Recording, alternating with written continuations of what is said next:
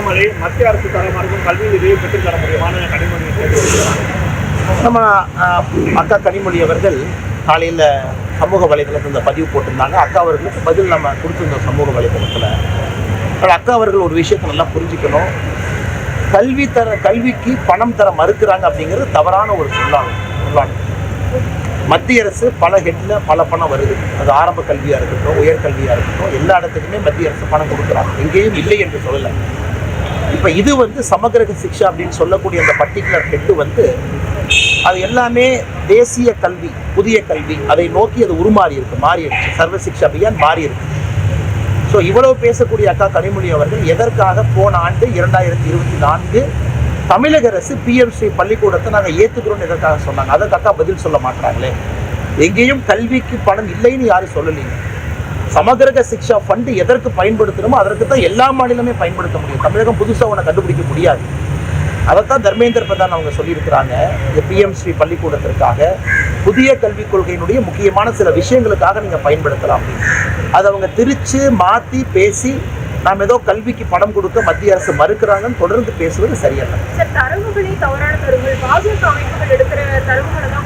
Madam ஏசரை பொறுத்த வரைக்கும் நம்ம சொல்லியிருக்கோம் மேடம். ஏசர் இல்லைங்க மேடம். ஏசர் இத்தனை காலமாக நடத்தப்படக்கூடிய ஒரு அமைப்பு. அது மத்திய அரசு மேற்பார்வையில் நடந்தாலும் கூட அந்தந்த மாநிலத்தில் குரூப் ஆஃப் என்ஜிஓஸ், ஒரு மாநிலத்தில் என்ஜிஓக்கள் அமைப்புகள் சேர்ந்து தான் அதை நடத்துகிறாங்க. அதனால் மத்திய அரசு நேரடியாக நடத்துகிறாங்கன்னு சொல்கிறதே தப்பு. இது எப்படின்னாங்க, எனக்கு வரக்கூடிய டேட்டா என்னை பற்றி குறை சொன்னால் நான் டேட்டாவே மாத்துறேன் அப்படிங்கிற அளவில் தான் அக்கா கனிமொழி அவர்களுடைய பேச்சு இருக்குது. ஏசர் அமைப்புகள் இந்தியா முழுவதும் நடத்துகிறாங்க. எத்தனையோ இடத்துல தமிழகத்தை பற்றி சரியாக சொல்லியிருக்காங்க, சில இடத்துல நல்லா சொல்லியிருக்காங்க. அதையெல்லாம் அவங்க எடுத்து ஃபர்ஸ்ட் பேஜில் போட்டுக்கிறாங்க. எங்கே கல்வியில் லேக்குன்னா இருக்குன்னு பின் பாயிண்ட் பண்ணும் பொழுது இவங்க ஏசரையே அவங்க குறை சொல்வது எந்த அளவுக்கு ஏற்றுக்கொள்ள முடியும்? ஸோ இன்னைக்கு கனிமொழி அவங்க என்ன சொல்கிறாங்க, இல்லை நாங்களே அடுத்த வருஷம் ஒரு அமைப்பை வச்சு நாங்கள் நடத்துவோங்கிறாங்க. அந்த அமைப்பும் இதே தானே வரும். ஆனால் ஏசர் எல்லாமே ரெக்கார்டட் தானுங்க. எத்தனை பள்ளிக்கூடத்துக்கு போனாங்க, எந்த பேராவை படிக்க சொன்னாங்க, எந்த மாவட்டத்தில் எந்த பள்ளிக்கூடத்தில் தரவுகள் எடுத்தாங்க, அது எல்லாமே ஓப்பன் டேட்டா. அதில் யாரும் மறுக்க முடியாதுல்ல. அதை கனிமொழி அவர்கள் குற்றம் சொல்வது சரியல்ல என்பது எங்களுடைய கருத்து. வாக்குகளை சிந்தாமல் எடுக்கணும். எங்களுடைய ஒரே எதிரி திமுக தான் அப்படின்னு சொல்லி பாஜகவுடன் கூட்டணி வைப்பீங்களான்ற கேள்விக்கும் இபிஎஸ் அவர்கள் அது 6 மாதம் கழித்து முடிவெடுப்போம்னு சொல்லியிருக்காரு. அதாவது எதிர்கட்சி தலைவராக இருக்கிறாங்க, ஒரு கேள்வி நீங்கள் கேட்குறீங்க, ஒரு பதில் சொல்கிறாங்க. நாங்கள் ஒரு கட்சி நடத்தி கொண்டிருக்கின்றோம், கட்சியில் தொண்டர்களாக இருக்கிறோம். எங்ககிட்ட ஒரு கேள்வி கேட்குறேன். எல்லாருடைய நோக்கமும் திமுகவை 2026 வீட்டுக்கு அனுப்புறதா எந்த மாற்றத்திற்கும் இல்லை. காலம் சூழல் இன்னும் 6 மாதம் 8 மாதம் இருக்குது, எப்படி வரும்?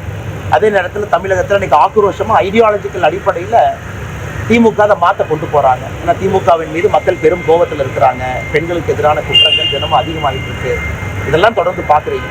ஆனால் என்னை பொறுத்தவரை இன்னைக்கு இது ஒரு தேவையில்லாத விஷயமா நான் பார்க்குறேங்க. காரணம் பாஜக வளர்ந்து கட்சியை வளர்ப்பதற்கு முக்கியமான இது நேரமாக பார்க்குறோம், கடுமையாக உழைத்து கொண்டிருக்கின்றோம். இன்னும் தேர்தலுக்கான காலமும் அதுக்கான சூடு இன்னும் வரும்பொழுது எல்லாம் பேசுவாங்க. நான் என்டிஏ எப்படி இருக்கும், என்டிஏ அமைப்பு எப்படி இருக்கும். இன்னைக்கு டிடிவி தினகரன்னா இதே நீங்கள் பேசும்போது எங்க கூட பொள்ளாச்சியில் இருந்தாங்க. ஆனால் டிடிவி அவர்கள் பத்திரிகை சொன்னாங்க, வருகின்ற காலத்திலும் என்டிஏல தான் அமமுக பயணிக்கும். அப்போ என்டிஏ வலிமை அடைஞ்சிட்டு இருக்காங்க, எந்த மாற்றுக்கிறது இல்லைங்கலாம். ஸோ வருகின்ற நேரத்தில் என்டிஏ எப்படி இருக்கும், அதில் யார் இருப்பார்கள் என்று பேசுவாங்க.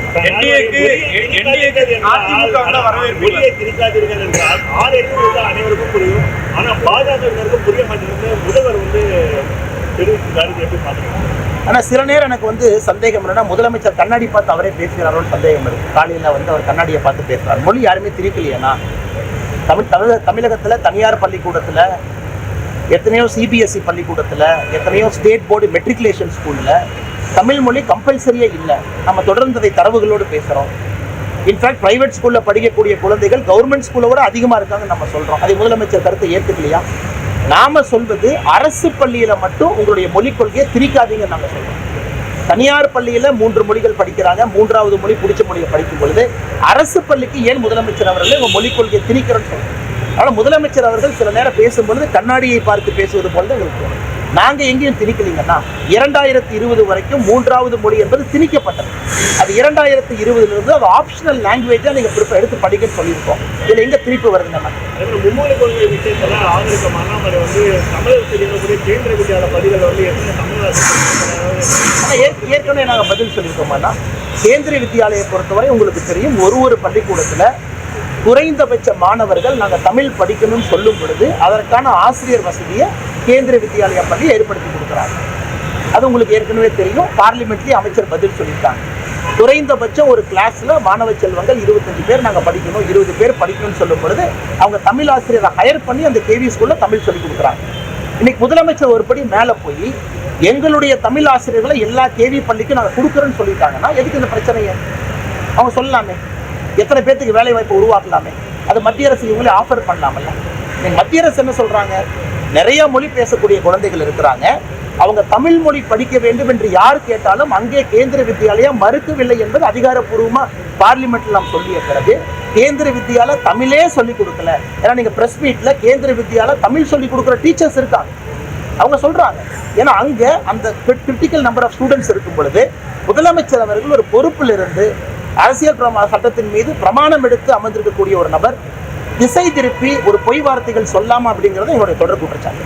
நேற்று முதலமைச்சர் பேசும்பொழுது யாரோ கூப்பிடுறாங்க, எதற்காக இதுல அனைத்து கட்சி கூட்டத்தில் பங்கேற்க கூடாது அப்படின்னு நினைக்காம உங்களுடைய பங்கேற்பு இருக்கணும்னு சொல்லி. ஆனா அனைத்து கட்சி கூட்டம் ஒரு திருமணத்துக்கு நீங்க கூப்பிடுறீங்கன்னா பொண்ணு யாரு மாப்பிள்ளை யாருன்னு தெரியும், நம்ம போறோம், எந்த குடும்பம் தெரியும். அனைத்து கட்சி கூட்டம் எதுக்குமே தெரியாது.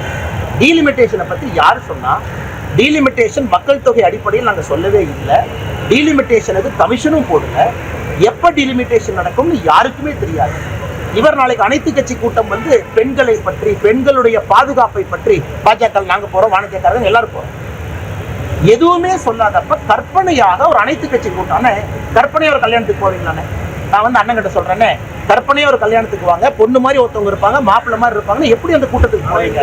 இது அனைத்தும் கற்பனை. கடந்த ஒரு ஆண்டுக்கு முன்னதாகவே தற்போது அந்த தேர்தல் ஒரே நாடு ஒரே தேர்தல் வரும்பொழுது இந்த மாதிரி டீலிமிட்டேஷனும் நடக்க வாய்ப்பு இருக்குன்னு சொல்லி ஒரு பேச்சு இருந்தது. மத்திய அரசு அதிகாரப்பூர்வமாக சொல்லுகின்ற கருத்துக்கு நாங்க பொறுப்புங்கண்ணா. 848 சீட் நாங்க சொல்ல வேண்டும். 22 சீட்டு தமிழ்நாட்டுக்கு வரும், சொல்ல வேண்டும். இந்தியாவில் டீலிமிட்டேஷன் வரும் பொழுது ஆர்டிகல் 81 படி பாப்புலேஷன் அடிப்படையில் தான் வரும், சொல்ல வேண்டும். புதிய நாடாளுமன்றம் அமைக்கும் போது கூடுதல் இருக்கை அமைக்கப்பட்டது. கூடுதல் இருக்கை அது 800, 900, 1000 இருக்குங்க. டீலிமிட்டேஷனை பற்றி எங்களுடைய கட்சி தலைவர்கள் பார்லிமெண்ட்ல பேசும் பொழுது ஒரே நாடு ஒரே தேர்தலை போல கமிஷன் கமிட்டி அது எப்படி வரும், எந்த அடிப்படையில் வரும். இன்னைக்கு அமித்ஷா அவர்கள் ஒருபடி முன்னாடி போய் ப்ரோரேட்டாங்கன்னு சொல்லி முடிச்சுட்டாங்க. அப்படின்னா இன்னைக்கு இருக்கக்கூடிய எந்த மாநிலமும் மேலையும் போக மாட்டாங்க, கீழே வர மாட்டாங்க. எல்லா மாநிலமும் அவங்களுடைய விகிதாச்சார அடிப்படையில் இருப்பாங்க. அப்படி இருக்கும்பொழுது முதலமைச்சருக்கு நாங்கள் கேட்கக்கூடிய தொடர் கேள்வி என்னன்னா, எந்த அடிப்படையில் எனக்கு தகவல் வந்துச்சு, டெல்லியில இருந்து சொன்னாங்க 848 சீட்டு, அதுக்கு நாங்கள் ஆதாரம் கேட்கிறோம். எதுவுமே இல்லாம பாரதிய ஜனதா கட்சியை கூப்பிட்டு நீங்க ஒரு மீட்டிங்ல உட்காருங்கன்னா நாளைக்கு எந்த பேசிஸா பேச போறாங்கன்னா, நாளைக்கு மீட்டிங்ல ஒரு பேசிஸ் வேணும்ல. இப்ப நம்ம டீலிமிட்டேஷன் அறிவிச்சிட்டோம், திட்டத்தை சொல்லிட்டோம், குறை இருக்கா டீலிமிட்டேஷன் மீட்டிங் கூப்பிடுங்க நாங்க வர்றோம். அறிவிக்காம அதுபடி நடக்காதுன்னு சொன்ன பிறகு பாப்புலேஷன் மட்டும்தான் ஒரே ஒரு முகாந்திரம் இல்லை என்று சொல்லிய பிறகும் தொடர்ந்து முதலமைச்சர் சொல்றாங்கன்னா அவர் திசை திருப்புறாருன்னு அர்த்தம். தமிழ்நாட்டினுடைய அடிப்படை மக்கள் பிரச்சனையை பேசாம திசை திருப்பி இன்னொரு இடத்துக்கு போறாருன்னு அர்த்தம். அது எப்படி நாங்கள் ஏற்றுக்கொள்ள முடியும்? தேசிய ஜனநாயக கூட்டணியில் அதிமுக வரும்னு எதிர்பார்க்கிறீங்களா? ஆனா ஏற்கனவே உங்களுக்கு சொன்ன மாதிரிங்க, எங்களை பொறுத்தவரை திராவிட முன்னேற்ற கழகம் வீட்டுக்கு போகணும். பாரதிய ஜனதா கட்சி வளர்ந்து கொண்டிருக்கிறது, அந்த அக்னாலஜ்மெண்ட் எல்லாரும் கொடுக்குறாங்க. நாங்க எல்லாத்துக்கும் அன்பா தான் பழகிறோம். எங்களுக்கு யாரு எனிமி யாரு, எங்களுக்கு யாருமே கிடையாதுங்கன்னா. எங்களுக்கு இந்த கட்சி தமிழகத்தில் நிலைச்சு வரணும், நல்லா வரணும் அப்படிங்கிறத நோக்கம். தேர்தலுக்கு என்டிஏ எப்படி ஷேப் இருக்கும், என்டிஏல யார் இருப்பாங்க, பெரிய கட்சி சின்ன கட்சி, அதெல்லாம் வருகின்ற காலத்தில் பேசுவோம். அதிமுக வந்து வரவேற்பு, ஆனால் வருகின்ற காலத்தில் பேசுவோம். அது அனிதா ராதாகிருஷ்ணனோட அறியாமையை காட்டுங்க. இடி கேஸ்ல அரெஸ்ட் ஆனார்ல, இடி கேஸ்ல சார்ஜ் ஷீட் அவர் மேல போட்டிருக்கல, அரெஸ்ட் ஆகல, சார்ஜ் ஷீட் அவர் மேல போட்டிருக்கு. அதனால அனிதா ராதாகிருஷ்ணனோட அறியாமையை காட்டுது. திமுக ஸ்மகிள் பண்ணிட்டு இருக்கான். நேற்று எவிடன்ஸ் கொடுத்துருக்கோம். ஆம்பிதட்டமைன் நீங்க பாருங்க, கொக்கைன், புதுசா கேட்காத வார்த்தையெல்லாம் திமுக காரன் மீனவர் என்கின்ற போர்வையில ஸ்மகிள் பண்ணி மீனவர்களுக்கு கெட்ட பேர் ஏற்படுத்திட்டு இருக்காங்க. அது தப்பு இல்லையா? அப்ப இலங்கை கோஸ்ட் கார்டு பிடிக்கிறாங்கன்னா நல்ல மீனவர்களும் மாற்றுறாங்க. அதைத்தான் நான் சொல்லி காட்டுறேன். திமுக காரன் இதை பயன்படுத்தி திமுக கட்சிக்காரன் கடத்தல ஈடுபட்டிருக்கான்.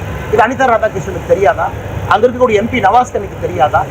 யாருமே கடத்தல்ல எந்த விதமான நார்கோட்டிக் பொருள் ஐசியில மாட்டலையா?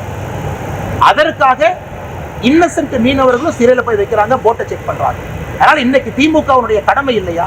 தமிழ்நாட்டினுடைய பார்டர் போலீஸை போட்டு கடத்தல்காரங்களை பிடிக்கிறது அவங்க கடமை இல்லையா? எதுவுமே செய்யாம ஏன் இந்த கடத்தல்காரர்கள் நல்ல மீனவர்களுக்கு கெட்ட பேரையும் ஏற்படுத்துறாங்க? அது அனிதா ராதாகிருஷ்ணன் தெரியாதா? அதனால ஊழல் பண்றவங்களுக்கு கண்ணு தெரியாதுங்கண்ணா. இடி கேஸ் அவர் மேல இல்லையா? பிலிப்பைன்ஸ்ல போட்டு வாங்கினாரு, இங்க போட்டு வாங்கினாரு. அதனால என்ன அறியாமையில் அனிதா ராதாகிருஷ்ணன் பேசிக் கொண்டிருக்கின்றார். நன்றிங்க. அனைத்து விதமான உள்ளூர் மற்றும் உலக செய்திகளுக்கு நமது www.adibantv.com என்ற இணையதளத்தை பார்வையிடவும்.